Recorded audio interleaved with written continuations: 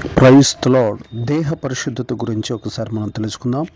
తెస్సలోనికీయులకు రాసిన మొదటి పత్రిక 4:3 మీరు పరిశుద్ధులగుటయే, అనగా మీరు జారత్వమునకు దూరంగా ఉండుటయే దేవుని చిత్తము, అంటే దేవుని మనసు. దేవునికి మహిమ కలుగును గాక.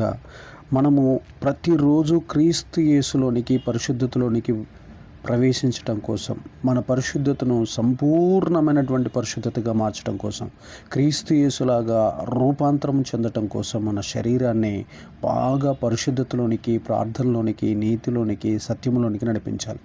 కానీ లోకంలో ఉన్న మనుషులు, లేకపోతే లోకంలో ఉన్న సాతాను ఏ వ్యక్తి కనబడిన ఆ వ్యక్తిని జారత్వంలోనికి, వ్యభిచారంలోనికి, పాపంలోనికి పడగొట్టడానికి ప్రయత్నం చేస్తూ ఉంటాడు. ఈ యొక్క ఆ శరీరం పైన పూర్తి పరిజ్ఞానమును, జ్ఞానమును పొందుకున్న మనము ఆ యొక్క శరీరాన్ని పరిశుద్ధతలోనికి రోజుకి అతి పరిశుద్ధతలోనికి, అతి దైవికమైన భక్తిలోనికి మనం నడిపించుకొని ఆత్మ సంబంధమైన బండలుగా, దేవునికి ఇష్టలైన ప్రియులుగా మనం మార్చబడి వర్ధిల్లెదముగాక. ఆమేన్.